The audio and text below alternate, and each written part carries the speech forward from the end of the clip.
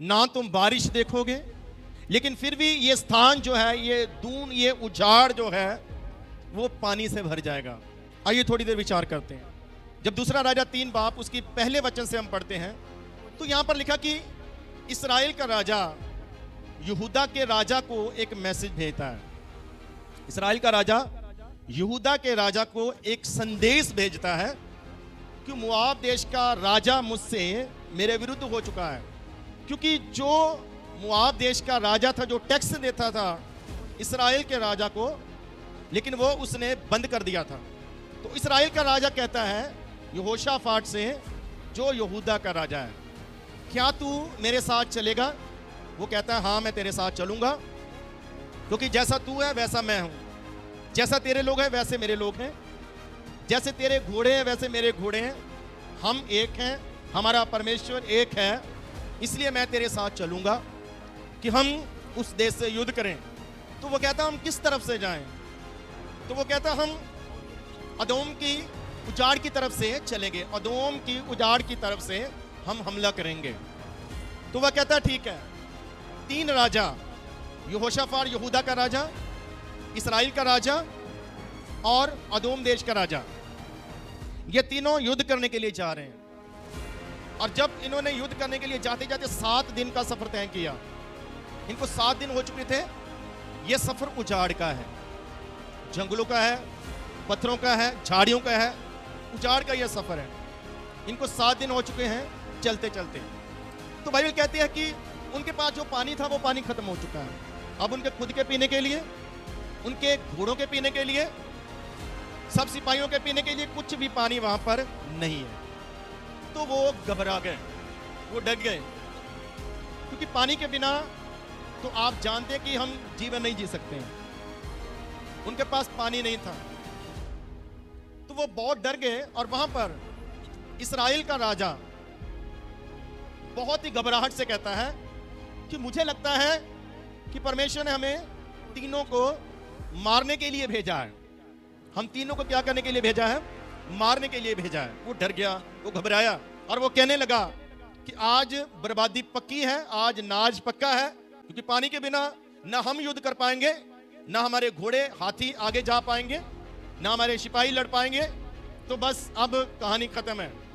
लेकिन यहोशाफाट, जो बाइबल कहती है कि धर्मी राजा था, जो परमेश्वर का भय मानने वाला राजा था, वहां पर वो एक शब्द बोलता है, यहां कोई नबी है? तो इस्राएल के सिपाहियों में से एक सिपाही बोलता है हाँ, यहां एक नबी है। कौन है? जो एलिया के हाथों पर पानी डालता था। कहने का मतलब जो एलिया का शागिर्द है वो यहां पर मौजूद है, आसपास ही है। तो यहोशाफाट कहता है चलो हम उसके पास चलेंगे, क्योंकि उसके पास परमेश्वर का वचन है। उन्होंने कहा ठीक है। वो तीनों राजा परमेश्वर के दास के पास, नबी के पास, अलीशा के पास जाते हैं। जब अलीशा के पास जाते हैं तो पहल कौन करता है बोलने की? इस्राएल का राजा। इस्राएल का राजा कहता है हमें लगता है हम यहां मरने के लिए आए हैं, परमेश्वर हमें मारने के लिए यहां लाया है, हम जीत नहीं पाएंगे। वहां पर अलीशा नबी उससे एक बात कहता है, अगर मुझे यहूदा के राजा यहोशाफाट की हुजूरी का लिहाज ना होता तो मैं तेरी तरफ मुंह भी ना करता, मैं तेरी तरफ देखता भी नहीं। तू मेरे पास क्यों आया है? तू अपनी माँ और अपने बाप के नबियों के पास जा। वो किसका बेटा था आपको पता है? वो ईजबल का बेटा था, वो अहाब का बेटा था, जो गुनहगार थे। अब उनके कारण वही चीज इसके भीतर भी है। कुछ पाप इसने छोड़े थे, लेकिन कुछ पापों में ये बना हुआ था, अपने पिता के रास्ते पर चल रहा था। इसलिए खुदावन सब कुछ जानता है। इसलिए अलीशा उससे कहता है तू तो चोपी कर, मैं तेरी ओर देखता भी नहीं, मुंह भी ना करता, लेकिन आज मैं अगर तुझसे बात कर रहा हूं, अगर आज मैं आप लोगों से बात कर रहा हूं, तो यहोशाफाट के कारण। हालेलुया। वो दूसरी बार कहता है, दूसरी बार इस्राएल का राजा कि हम मरने के लिए आए हैं। एक बार पहले कहा, एक बार यहां पर बोला है। लेकिन अलीशा कहता है मैं खुदावन से पूछूंगा, कोई बात नहीं, फिर भी मैं परमेश्वर से पूछूंगा, लेकिन मेरे लिए एक बजंतरी का इंतजाम करो, एक आराधक का इंतजाम करो मेरे लिए एक बजंतरी का जो अच्छा बजाए, जो तारों को छेड़े। वहां पर ऐसे लिखा है, जो तारों को छेड़ता था और खुदावंद का रूह आता था। आमीन, हालेलुया। वो कहते ओके।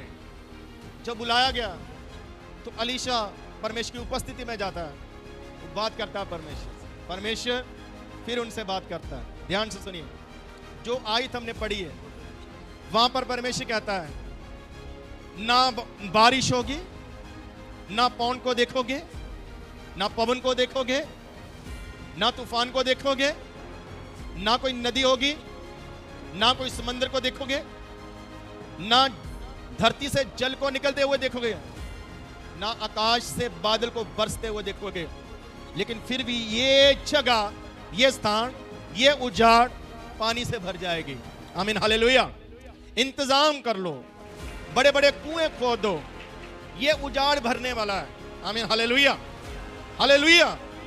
सो आज मैं आपसे कहना चाहता हूं, जो आपके जीवन में कलीसिया, अगर आपके जीवन में समस्या है, अगर आप उजाड़ में, कई बार हम उजाड़ में होते हैं, बहुत बड़ी समस्या में होते हैं, मुश्किलों में होते हैं।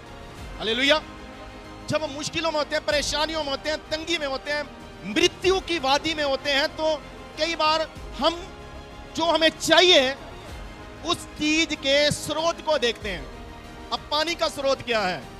या तो बादल से बरसेगा, या धरती में से आएगा, या किसी समंदर में से आएगा, या किसी नदी में से आएगा। ये पानी के स्रोत हैं। तो वो कहता है यहां स्रोत तो कोई नजर नहीं आएगा, लेकिन जो तुम्हें चाहिए वो जरूर आएगा, वो पक्का आएगा और उसको तुम अपनी आंखों से देखोगे। आमीन, हालेलुया। सो कलीसिया, आज मैं आपसे कहना चाहता हूं, अगर कई बार हमारी परिस्थिति ऐसी होती है जो इस समय तीनों की है, कोई भी रास्ता नजर नहीं आ रहा है, कोई भी हल नजर नहीं आ रहा है, और इनको लगता है कि खत्म हो जाएंगे, नाश हो जाएंगे, हमारी जो समस्या है ये उजाड़ में हल होने वाली नहीं है। कई बार हमारी परिस्थिति ऐसी लगती है, हमें लगता है सब कुछ खत्म है, समाप्त है, ये तो काम नहीं होगा।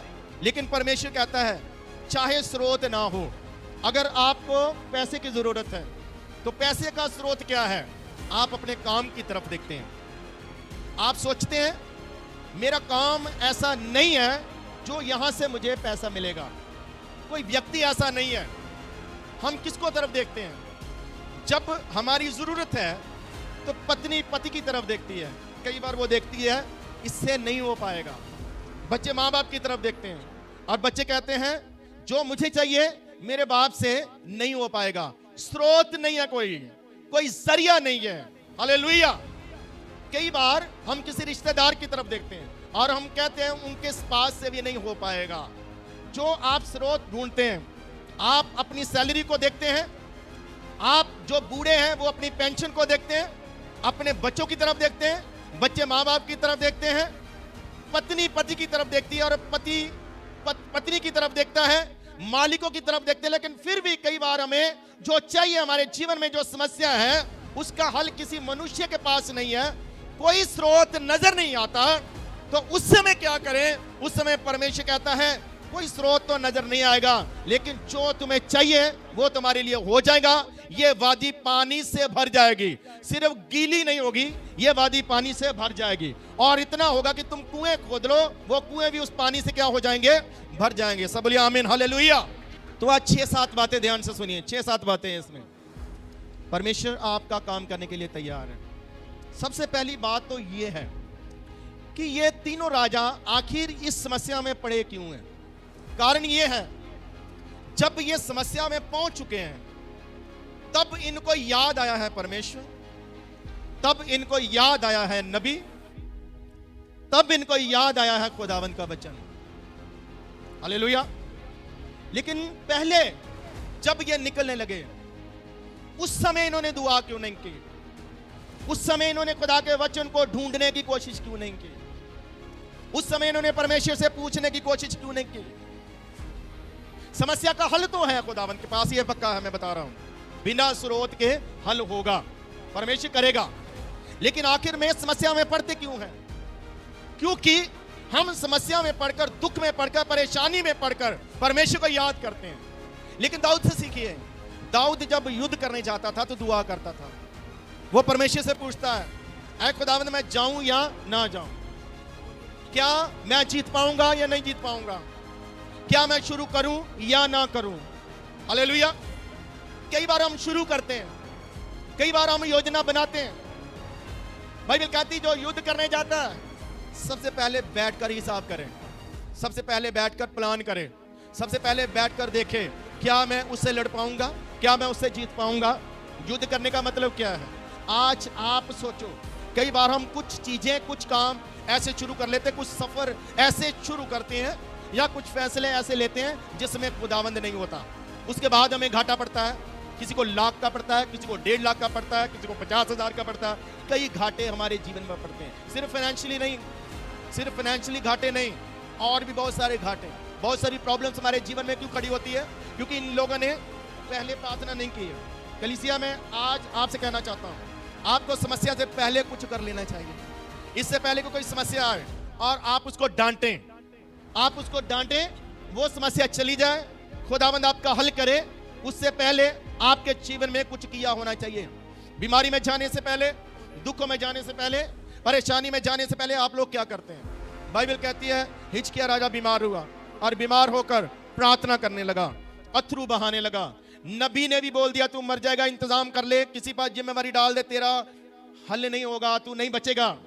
वो प्रार्थना करने लगा, आंसू बहाने लगा। उस समय वो एक बात कहता है, ध्यान से सुनिए, बड़े ध्यान से। वो कहता है ऐ खुदावंद मैंने वही काम किए जो तेरी नजर में सही है, मैं वैसे चलाऊं जैसे आप चाहते हैं, मैं वफादारी के साथ तेरे साथ चलाऊं। आमीन, हालेलुया। मैं विश्वास योग्य हूं खुदावंद, आप जानते हैं जो आपकी नजर में अच्छा है मैंने वही किया है। तो क्या मैं शर्मिंदगी में मरूंगा, क्या मैं बीमारी में मरूंगा, क्या मैं इतना परेशान होता रहूंगा?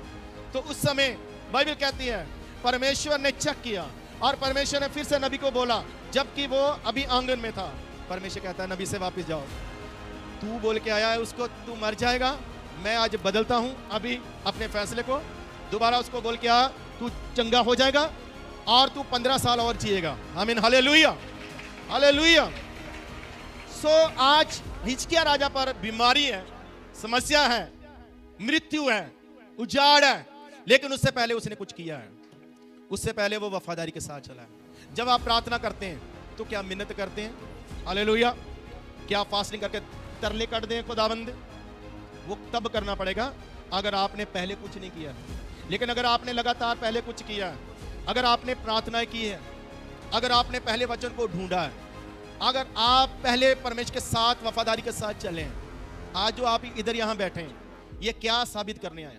आप ये साबित करने आए कि हमें परमेश्वर चाहिए, हमें प्रभु चाहिए, हमें परमेश्वर की जरूरत है। हालेलुया।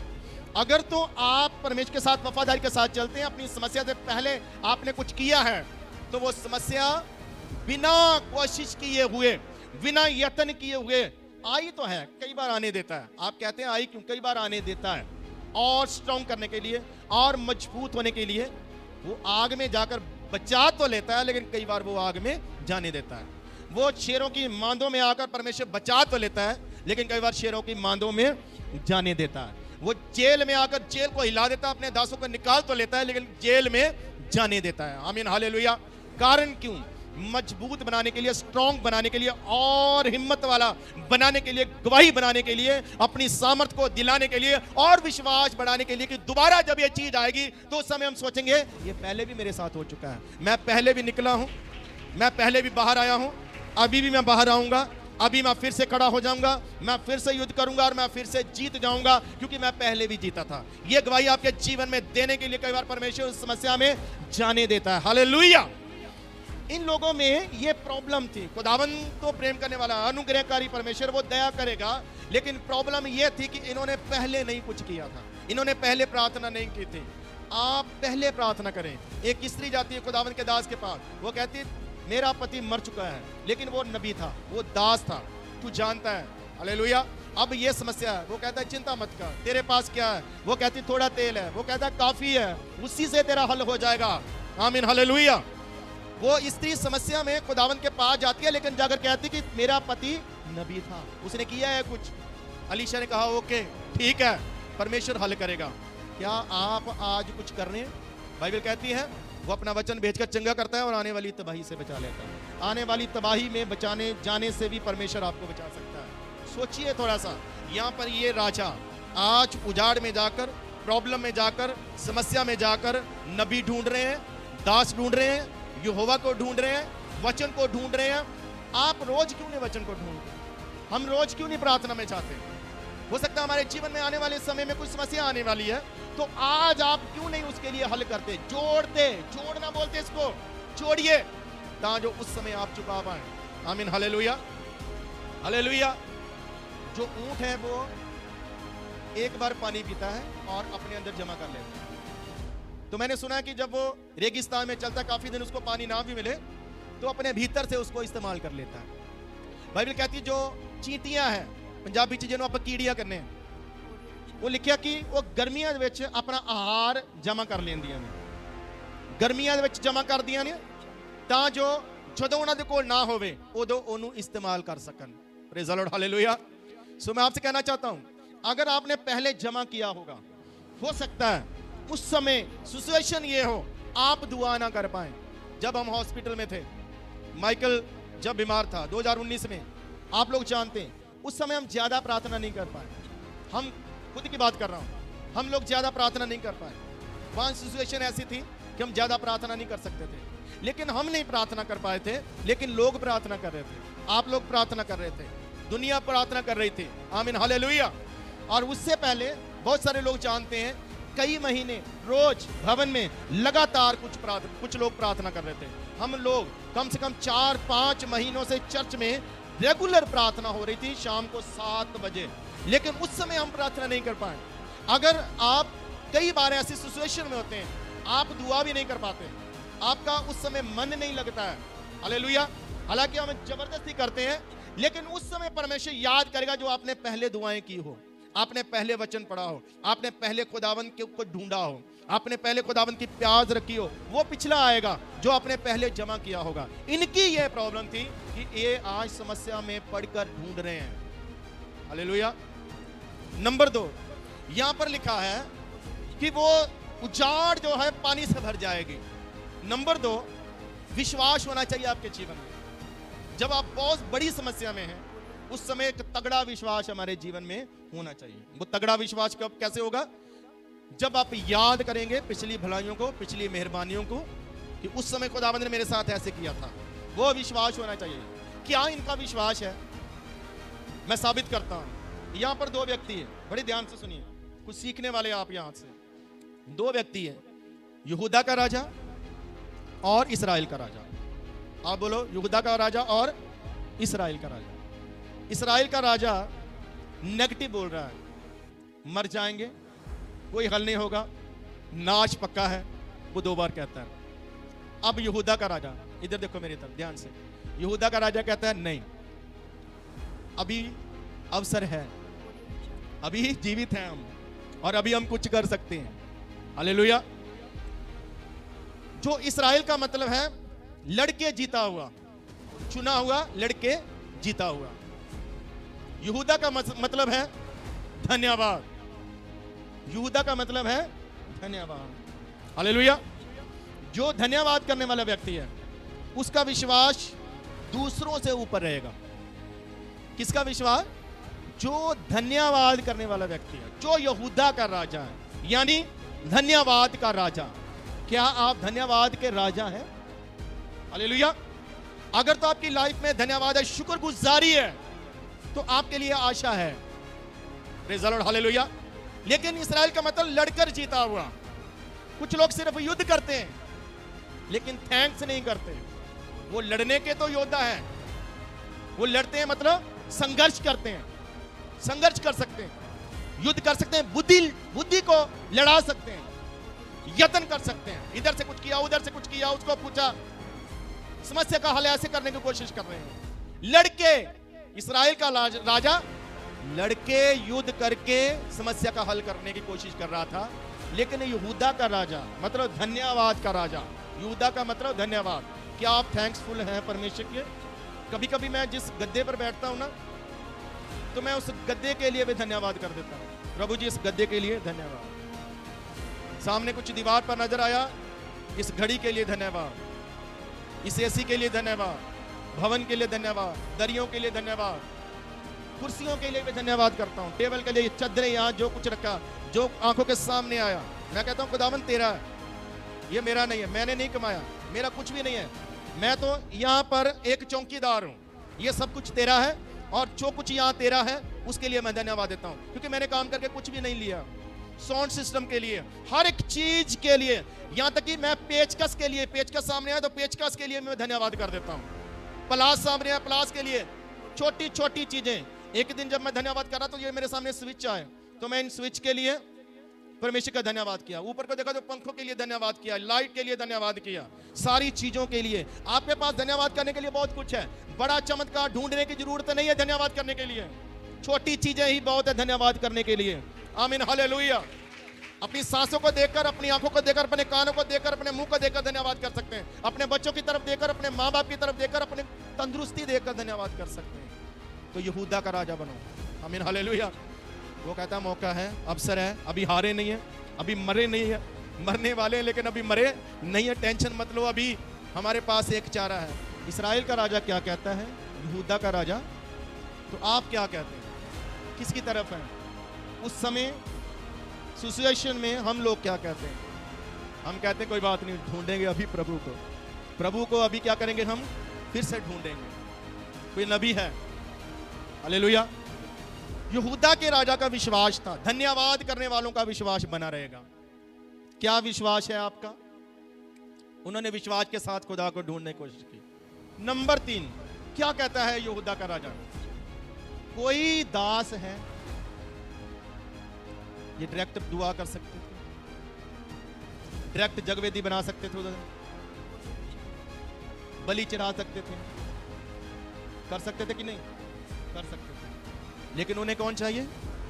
उन्हें एक नबी चाहिए। आज मैं आपसे कहना चाहता हूं, एक नबी का होना आवश्यक है, दास का होना आवश्यक है। परमेश्वर इस्राएलियों को मिस्र की गुलामी से अकेला छुड़ा सकता है, अकेला। परमेश्वर में दम है, इतना दम है, रातों रात सबको मिस्र को मार दे, राजा को मार दे, खत्म कर दे सबको, और इसराइलियों को बोले चलो निकलो, वहां पर राज्य ही चाहे मिस्र में इसराइलियों का कर दे। परमेश्वर में पावर है, ताकत है। तो खुदावंद मूसा के पास जाता है, मूसा तुझे भेजूंगा। मूसा कहता है मैं नहीं जाऊंगा। वो कहता है नहीं तुझे ही भेजूंगा। वो कहता है मैं नहीं जाऊंगा। वो कहता है तुझे भेजूंगा। वो कहता है मैं योग्य नहीं हूं, मैं लायक नहीं हूं, सही से बोल नहीं पा रहा। वो कहता है टेंशन मत ले, जाना तो तुझे पड़ेगा, मैं तुझे ताकत दूंगा, तुझे पावर दूंगा, तुझे सामर्थ दूंगा, तेरे साथ खड़ा रहूंगा, लेकिन तुझे जाना पड़ेगा। यूना नबी से कहता है चल यूना उठ, तुझे काम करना है। परमेश्वर हिजकियेल से कहता है इन सूखी हड्डियों के ऊपर वचन बोल, भविष्यवाणी कर, मुझे इनको जिलाना है, तू भविष्यवाणी करेगा। वो कहता है खुदावन तू ही जानता है, ये जी उठेगी चाहे नहीं जी उठेगी, तू जानता है, तुझ पर छोड़ा है। वो कहता है जी उठेगी तो जरूर, लेकिन तू भविष्यवाणी कर, आवश्यक है। नबी दास खुदावंद ने जरूरी रखा है। सब बोलिए हालेलुया, हालेलुया। लेकिन कई बार हम डायरेक्ट मिलने की कोशिश करते हैं। आप मिल तो सकते हैं, हालेलुया, आप हो सकता है हासिल भी कर लें जिद करके, लेकिन खुदावंद ने जिसको रखा है बीच में, परमेश्वर ने अपने और चर्च के बीच में नबी को रखा हुआ है, दास को रखा हुआ है। परमेश्वर उनके वसीले काम करता है। परमेश्वर उनको कभी भी साइड पर नहीं करता है। परमेश्वर अपने दासों के वसीले काम करता है। बाइबल में बहुत सारी जगहें आप देखेंगे, यहां पर खुदावंद खुद काम कर सकता था, बचा सकता था, लेकिन कई बार सिफारिश करने वाले की जरूरत पड़ती है। मालिक कहता है 1 साल और दे दे, तूने 3 साल दिए, मालिक कहता है 1 साल और दे दे, परमेश्वर कहता है ओके दे दिए। ये 1 साल किसके कहने पर दिया? मालिक के कहने पर। मालिक कौन है? दास है। मालिक कौन है?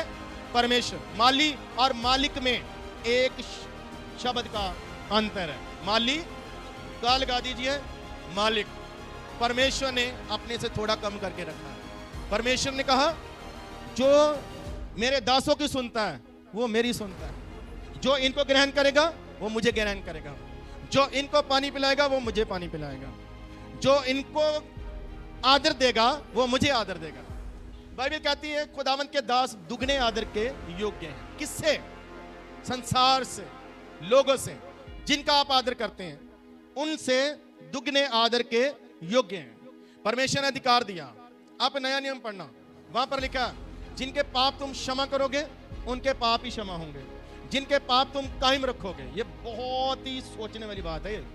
यीशु मसीह ने खुद कहा था, आप पढ़ना, जिनके पाप तुम कायम रखोगे उनके पाप कायम रहेंगे, जिनके पाप तुम क्षमा करोगे उनके पाप क्षमा होंगे। क्षमा करने वाला यीशु मसीह है। वो क्षमा करता, वो कहता है क्षमा किए जाएंगे। लेकिन अगर कभी खुदावंत के दास ने कायम रख दिए तो वो कायम रहेंगे। हालेलुया। क्योंकि कई बार हम उनके विरुद्ध में काम करते हैं, उनके विरुद्ध में सोचते हैं। वो कहता है वचन ढूंढेंगे, खुदा को ढूंढेंगे, एक नबी चाहिए। ये कौन कह सकता है? ये इस्राएल का राजा तो नहीं कहता, लेकिन ये यहूदा का राजा कहता है। आप किसकी तरफ हैं? वो जो कहते हैं हम मर जाएंगे, कुछ नहीं होगा, कोई दुआ नहीं सुनी जाएगी, वहां जहां वो है जो कहता है हमें एक नबी चाहिए इधर, क्योंकि उसके पास यहोवा का वचन है। ऐसा बोला उसने, उसके पास यहोवा का वचन है। हालेलुया। लोग नबियों से पूछने जाते थे, प्रार्थना करवाने जाते थे। शाऊल जब अपने बाप के गधों को ढूंढने आया तो वहां उसने पूछा इधर कोई नबी है? वो कहता जी एक है। तो वो कहता उसके पास जाएंगे। हम तो कोशिश करके थक चुके हैं, हार चुके हैं, नहीं मिला, ढूंढा है नहीं मिला, उसके पास जाएंगे। तो परमेश्वर पहले ही उनसे बात कर चुका है, नबी से पहले बात कर चुका है। एक नबी जरूरी है, एक दास, एक अगुआ हमारे लिए जरूरी है। हालेलुया। नंबर 4, अब दास आ गया, दास के पास पहुंच गए। अब दास क्या कहता है? ये पहली दफा है। आप अलीशा की कहानी ध्यान से पढ़ना, सुनो ध्यान से, कुछ है यहां। पहली दफा है जब अलीशा कहता है किसी बजंतरी को बुलाओ। इससे पहले पढ़ा कभी आपने, या इसके बाद? आज वो कहता है किसी बजंतरी को, क्योंकि इधर जो ज्यादातर लोग हैं ना, इधर उस समय वो ना विश्वास करने वाले हैं। उसको अभी खुदावन की हुजूरी महसूस नहीं हो रहा है। पहले कभी ऐसे नहीं, पहले खुदावन लोगों के आने से भी पहले बता देता, लेकिन आज वो कह रहा है एक अभियंत्री को बुलाओ, एक आराधक को बुलाओ। हालेलुया। यहां से क्या सीखते हैं? खुदावन को आराधना करने वाले लोग चाहिए, स्तुति करने वाले लोग चाहिए, साज बजाने वाले लोग चाहिए। वो आराधक जो तारों को छेड़े और क्या हो जाए, खुदावन बात करना शुरू करे, या खुदावन का आत्मा सामर से उतरे। हालेलुया। आराधना को कभी हल्का मत जानो। ये मैं किनको कह रहा हूं? आप लोगों को। इधर देखो, आराधना को जो प्रभु के लिए साज बजाते हैं उनको हल्का मत जानो। आप फंसोगे कहीं ना कहीं अगर आप हल्का जानो। किसी को हल्का जानोगे तो प्रॉब्लम आएगी। हालेलुया। आराधना में ताकत है, आराधक को अधिकार दिया। जो काम दास के द्वारा होना है वो दास के द्वारा होना है, लेकिन जो काम आराधना में होना है वो आराधना में ही होना।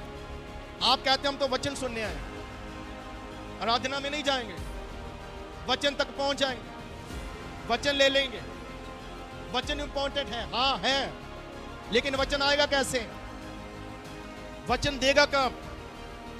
हल नहीं चलाया होगा जमीन पर, बीज नहीं उगेगा। आराधना आपके मन में हल चलाती है, नरम करती है, आपको नम्र बनाती है, आपको रेडी करती है, हृदय को तैयार करती है। बंद हृदय हैं, दुखी हैं, परेशानियों में आए हैं, समस्याओं में गिरे हुए हैं, बीमारी में हैं, कमजोर हैं, कई बार लाचारी में आते हैं, सोना नहीं किसी ने। हालेलुया। कई बार हम घर से झगड़ के आते हैं, कई बार हम बहुत निराश आते हैं, कई बार बहुत परेशान आते हैं। उस समय हमें तसल्ली का वचन चाहिए। सब बोलो हालेलुया। क्या चाहिए? आएगा कैसे? या आ भी गया तो आप तक पहुंचेगा या नहीं? हो सकता आ भी गया वचन, आप तक पहुंचे या ना पहुंचे, इसके लिए सोचना है। उसके लिए आपको आराधना करनी है। आराधना सिर्फ आराधना करने वालों को नहीं करनी है, या साज बजानों को नहीं करनी है, या इधर स्टेज पर खड़े हुए लोगों को सिर्फ आराधना नहीं करनी है। आराधना वो करवाने आए हैं, उन्होंने तो करनी करनी है, लेकिन वो आराधना करवा रहे हैं। अगर आपका आराधना में ध्यान नहीं है, हालेलुया, सोइए मत प्लीज। इतना सुस्त भी प्रचार नहीं कर रहा हूं कि जो आप लोग सो जाएं। आमीन, हालेलुया। आप लोग आराधना को एक्सेप्ट करते हो या नहीं करते हो? आप लोग गीतों को एक्सेप्ट करते हो या नहीं करते हो? उनमें जो बोले गए शब्दों को एक्सेप्ट करते हो या नहीं करते हो? अगर आप एक्सेप्ट करते हो, उसको लेते हो, तो आपके जीवन में वचन आएगा। आमीन, हालेलुया। परमेश्वर आपका वचन देगा, क्योंकि बाइबल कहती है वचन परमेश्वर ने देना है, लेकिन बाइबल कहती है आराधना में उसका सिंहासन उतर आता है। सिंहासन क्या कर रहे उतरता है? सिंहासन देखने के लिए, जानने के लिए, जांचने के लिए, या आपकी आराधना को लेने के लिए फरिश्तों को भेजता है, इनकी आराधना को लेकर आओ। ये जो महिमा कर रहे हैं, इनकी महिमा को लेकर आओ। स्तुति कर रहे हैं, इनकी स्तुति को लेकर आओ। वो सुगंधी को लेकर आओ जो ये इस समय चढ़ा रहे हैं, वो लेते हैं और परमेश्वर के सामने चढ़ाते हैं। आराधना सुगंधी है, धन्यवाद सुगंधी है, प्रार्थना सुगंधी है, शुक्रगुजारी सुगंधी है। ताली बजाते हैं तो खुदावंद को अच्छा लगना चाहिए। हालेलुया बोलते हैं तो खुदावंद को अच्छा लगना चाहिए। आप खुदा का गीत गाते हैं, एक बार सुनो, दूसरी बार गाओ। आमीन, हालेलुया। आराधना एक मन से, बाइबल कहती है एक मन नहीं होंगे तो कुछ नहीं होगा, एक मन होना है। हालेलुया, सब बोलिए हालेलुया।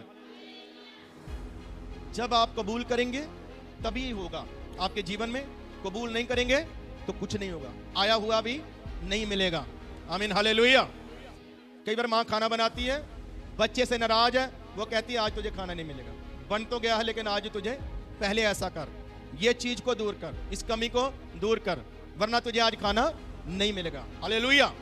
सो मैं बात कर रहा हूं, आराधना की वैल्यू जानो। आराधना की वैल्यू दीवारों को गिरा देती है। आराधना की वैल्यू संगलों को तोड़ देती है, दीवारों को गिरा देती है, और जेल से अपने लोगों को छुड़ा लेती है, आजाद कर देती है आराधना। बेड़ियों को तोड़ देती है आराधना। हालेलुया। सिर्फ करने वालों की नहीं, सुनने वालों की आराधना। आमीन, हालेलुया, हालेलुया। सिंहासन लगता है जब खुश हो जाता है, तब आता है वचन। परमेश्वर कहता है तेरे साथ मैं ये करूंगा। आमीन, हालेलुया। तेरे साथ मैं तुझे आशीष दूंगा। आराधना की वैल्यू को जानो, समझो। अगर ये कलीसिया आराधना की वैल्यू को ना समझ पाई तो बाकियों की कोई गारंटी नहीं, क्योंकि इस कलीसिया में परमेश्वर ने अपने आराधना करने वाले दिए हुए हैं, वरदान है। आमीन, हालेलुया। खुदावंद ने दिए, उसका अनुग्रह है। अलीशा क्या कहता है? किसी भजंत्री को। हालेलुया। नंबर 5, अब अलीशा बोला। अलीशा कहता है, ध्यान से सुनो वही वचन जो पहले बोला था, अब तुम्हारा काम है। सुने ध्यान से, अब तुम्हारा काम है। अब काम आ गया है परमेश्वर, अब परमेश्वर काम करेगा। लेकिन वहां पर लिखा, अलीशा ने बोला यह काम परमेश्वर की नजर में साधारण है। ध्यान से पढ़ना इस पूरी कहानी को। यह आपके लिए असाधारण है, लेकिन ये खुदावंद के लिए क्या है? ऐदान। वो ये कह रहा है उनको, जो तुम्हारे लिए मुश्किल है, जो तुम्हारे लिए नामुमकिन है, खुदावंद के लिए मुमकिन है। और ऐसे ऐसे साधारण है, जो आपके लिए बड़ा है वो खुदावंद के लिए छोटा है। जो आपके लिए बहुत ही मुश्किल है वो खुदा के लिए बिल्कुल आसान है। कहने का मतलब आपका काम होगा मुश्किलों से नहीं, एक आसान तरीके से।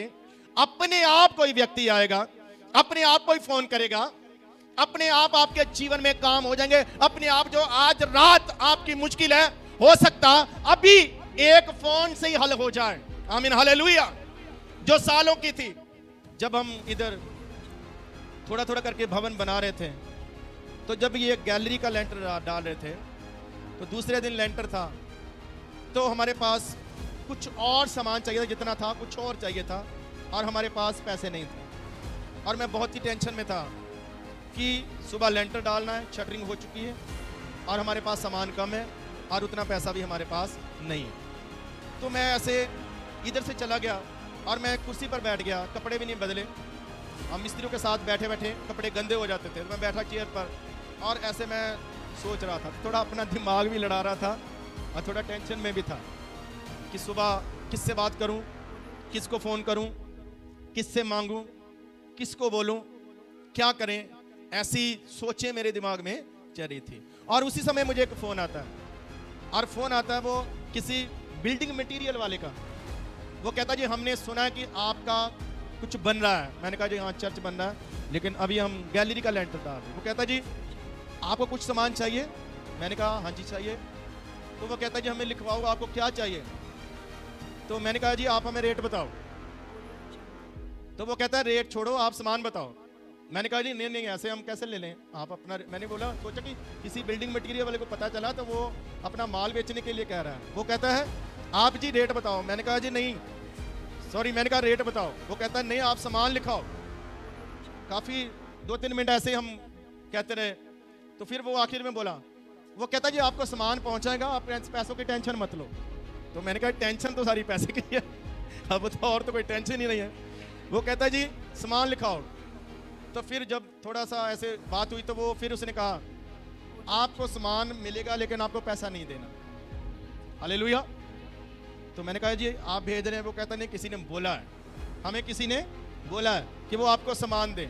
मैंने कहा किसने बोला? वो कहने लगे ये नहीं बता सकते, ये नहीं बता सकते किसी ने बोला है। मैंने कहा हम उनका थैंक्स करेंगे, आप बताओ। मैं दूसरे दिन लेने गया, फिर मैं उससे फिर पूछा, कई बार उससे पूछा, बहाने से ही पूछा कि आप हमें नाम बताओ, हम उनका थैंक्स करना चाहते हैं। वो कहते नहीं जी नाम नहीं बताएंगे, क्योंकि हमें बोला गया कि नाम मत बताना। आज खुदा की उपस्थिति में कहता हूं आज तक मुझे नहीं पता, आज तक वो कौन बंदा था, कौन व्यक्ति था, किसने वो सामान भेजा। हमारे पास सामान आ गया, उसके बाद बच भी गया। बाकी के काम के लिए भी रेता बजरी सीमेंट जो कुछ चाहिए था हमें वो पूरा हुआ और हमारे पास बच भी गया। और मुझे आज तक इतने सालों में पता नहीं वो उसने खुद भेजा या किसी बंदे ने भेजा, किस व्यक्ति ने भेजा, कोई चर्च में से था, कोई बाहर था, कोई पास्टर था, कौन था मुझे नहीं पता। हालेलुया। मुश्किल काम आसान तरीके से, स्रोत मत ढूंढिए, हैसियत मत देखिए अपने, मेरी सैलरी इतनी है मैं इतना ही कर पाऊंगा, मेरा काम ऐसा है मैं इतने कर पाऊंगा, मुझसे ज्यादा नहीं हो सकेगा, मैं बस इतना ही बना सकता हूं, मैं छोटा सा कमरा ही बना सकता हूं, मैं एक छोटी सी गाड़ी ले सकता हूं। हालेलुया। विश्वास रखो मुश्किल काम आसान तरीके से होने वाला है। जो आपके लिए बहुत ही कुछ रुका हुआ है, बहुत ही फंस गया है, हो नहीं पाएगा, वो ऐसे होगा, ऐसे परमेश्वर की तरफ से आसान तरीके से। जब माइकल हॉस्पिटल से आया तो हम किराए के लिए मकान ढूंढ रहे थे, क्योंकि हमें 6 महीने इसको सेपरेट रखना था, अलग। उन्होंने कहा था साल भी लग सकता है लेकिन इन्फेक्शन से बचाना है। अब हमारे पास एक कमरा था और हम ढूंढ रहे थे किराए के मकान। हम छुट्टी लेने से पहले कितने किराए के मकान ढूंढे। छुट्टी लेने से मैंने अपने भाइयों से कहा कोई किराए का मकान ढूंढो, हम एक कमरे में नहीं रह पाएंगे।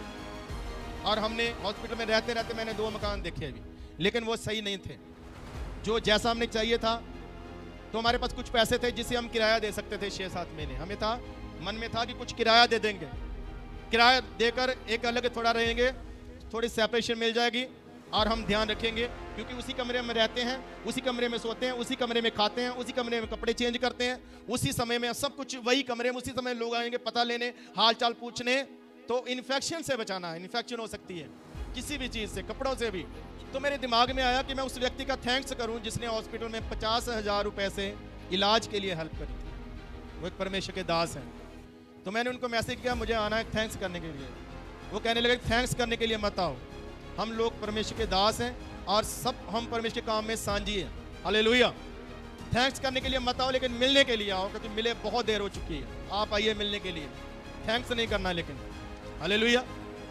मैंने कहा जी ओके। मैं गया तो वो हाल चाल पूछने लगे। तो कहने लगे क्या हाल चाल है। मैंने कहा ऐसे है कि 6-7 महीने उसको इन्फेक्शन से बचाना है। वो कहता है इलाज में कमी नहीं छोड़ना, 100% इलाज करवाओ, कुछ दिक्कत है तो आप बताइए। मैंने कहा नहीं, अभी सिर्फ यही दिक्कत है कि हमें इन्फेक्शन से बचाना है, ठीक होने में टाइम लगेगा, अभी हम किराए का मकान ढूंढ रहे हैं, हमें थोड़ी देर अलग रहना है। तो वो कहने लगे किराए का मकान क्यों ढूंढ रहे हो? तो मैंने बताया इस कारण।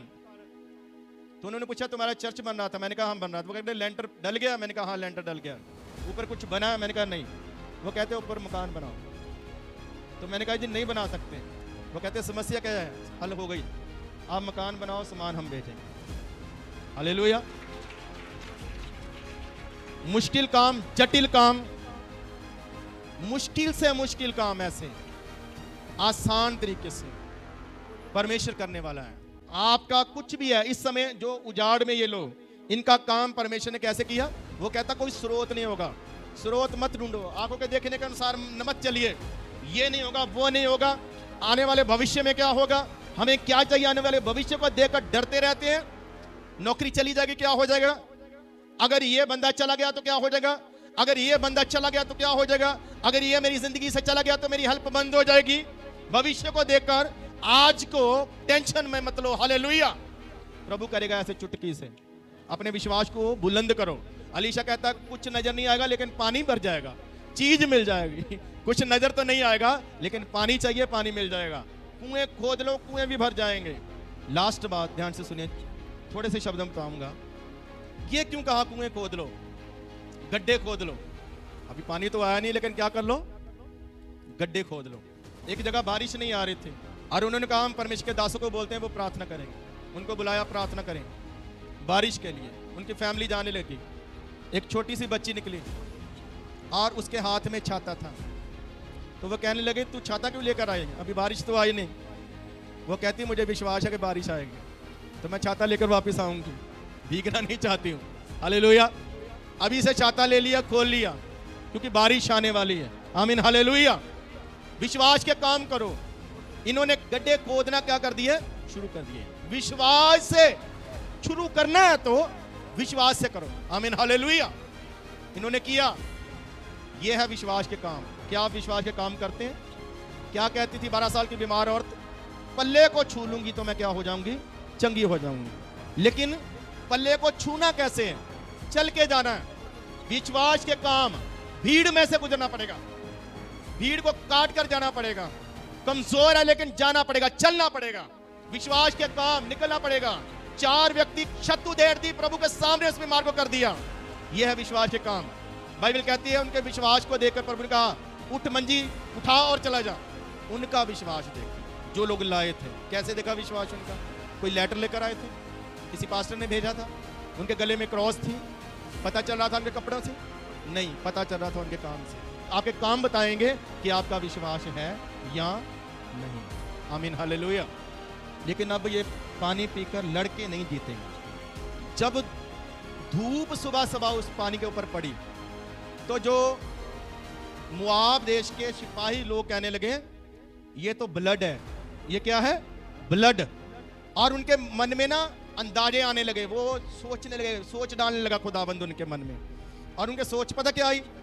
लगता है जी वो आपस में लड़के मर के ये लहू है उनका, तो अब वो आसानी से हम जाएंगे, उनको लूटेंगे उनका सामान।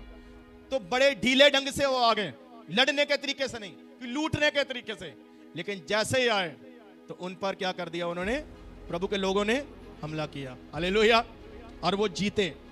अब ये वाला चमत्कार सिर्फ पानी उनको पिलाने के लिए नहीं आया, सिर्फ पानी उनकी प्यास बुझाने के लिए नहीं आया, ये पानी उनको जिताने के लिए आया।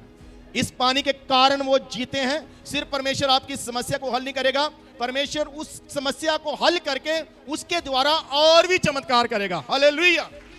आप जीतेंगे, आप हारेंगे नहीं।